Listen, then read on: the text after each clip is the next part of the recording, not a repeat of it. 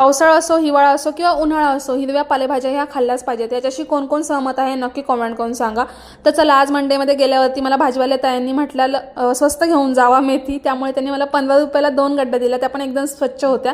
घरी आल्यावरती मी म्हटलं की आज काय संध्याकाळीच मस्त गरमागरम मेथीची भाजी करूयात. मेथीची भाजी जास्त असल्यामुळे मी काय केलं, यामध्ये मटकीची डाळ वगैरे अजिबात वापरली नाही. छान अशी स्वच्छ नीट करून घेतली मेथीची भाजी. दोन्ही जुड्या नीट केल्या. त्यानंतर स्वच्छ पाण्याने धुवून घेतलं 2-3 वेळा. कढईमध्ये तेल टाकून घेतलं, जिरे टाकून घेतले, त्यामध्ये एक मिरची टाकली, जेवढी हवी तेवढी टाका. त्यामध्ये स्वच्छ धुतलेली मेथीची भाजी टाकून घेतली. माझ्याकडे वाटाणा अवेलेबल होता म्हणून वाटाणा टाकला, तुमच्याकडे नसेल तर नाही टाकला तरी पण चालेल. वाटाणा टाकून घेतला, त्यामध्ये मीठ टाकलं. मस्त भाजी शिजते, हलवून घ्यायची इकडून तिकडून. मस्त तेल जास्त टाकायचं, गरमागरम खूप छान लागते. त्यानंतर शेंगदाण्याचं खरपूस भाजलेलं कूट टाकून घेतलं आणि भाजी मस्त हलवून घेतली.